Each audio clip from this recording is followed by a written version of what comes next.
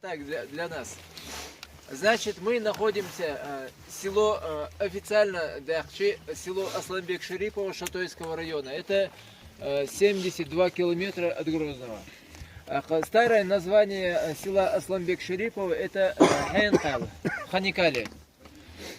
Здесь, если вы помните, знаменитое Ханкальское ущелье, история Аюч Хазнишин.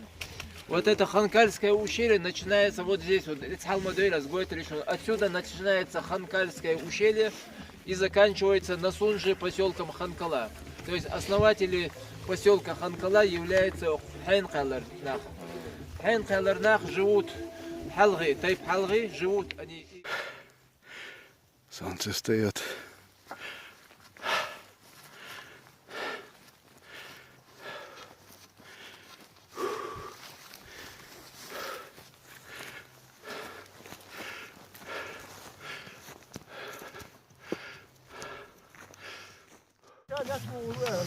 Улыбаемся и машем, парни. Улыбаемся и машем. Этот с охотничьим ружьем. Улыбаемся и машем, парни. Улыбаемся и машем. О, дискотека с нами. Вот как-то так. 11 человек. Так, поднимаемся на бандук. Почти поднялись. Почти поднялись. Осталось еще пару километров. Да. А ты говоришь, что еще пара километров осталось всего лишь, и все. Но очень красиво. Я представляю, как красиво будет еще дальше, когда поднимемся. Это вот Шатойский район, Чеченская республика.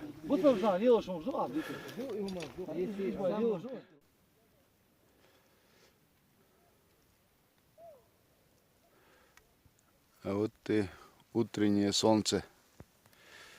Вот так вот. Так. Вот солнце восходит.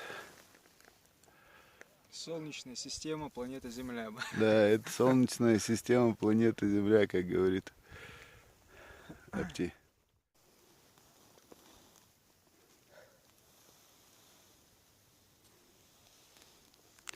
Вот панорама открывается с горы Бандук.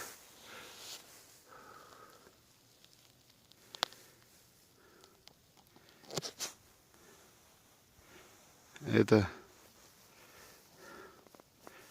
вершины Шатойского и Тумкалинского районов.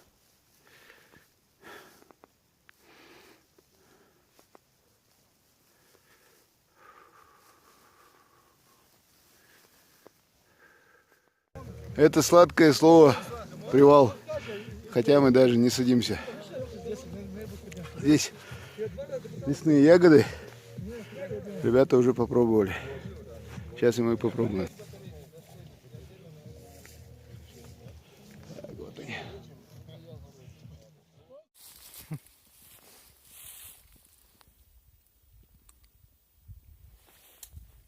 В наших горах голодным не останешься.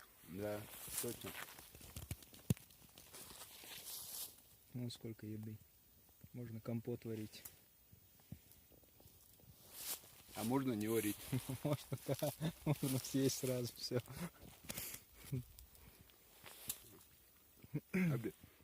Дорогие друзья, кстати, в прошлый раз, когда мы поднимались 20 ноября в горы на Жиртовском районе, в кадре со всей группой у нас была вот одна единица оружия. Некоторые посчитали, что это автомат, и поэтому решили, что есть некоторая опасность. На самом деле никакой опасности нет. Это не автомат, это охотничье ружье. Официальное российское охотничье ружье. Называется «Вепрь молот». Куплено официально по лицензии в охотничьем магазине. У меня охотничий билет, соответственно. И лицензия, дающая право на ношение, хранение вот этой единицы охотничьего оружия. Взяли с собой в горы, как говорится, на всякий случай. А вдруг медведь? А вдруг придется убегать? А с охотничьим ружьем убегать гораздо интереснее. Друзья, к сожалению, до вершины горы Бандук дойти я не смог. Прошел процентов 70 пути и пришлось вернуться обратно. Позвонили, надо срочно ехать в командировку. С такой тоской, посмотрев на оставшееся расстояние, совсем маленькое, приходится возвращаться. Ребята ушли наверх, я у них потом возьму съемки и выложу вместе со своими. А сюда вернусь в ближайшие, следующие, наверное, выходные, как только смогу. Потому что, обидно пройти 70% пути и повернуть обратно, оставив сердце наверху. Это очень трудно. Но ничего, у нас есть еще вон сколько горных вершин, откуда мы будем делать с вами репортажи. И будет очень интересно. Поднимались очень долго, спускаемся очень быстро. А вообще можно еще быстрее спуститься. Да, если... Только это экстремальный будет спуск. После чего в больницу нужно будет лечь на неделю. Очень красивое место. Советую всем побывать.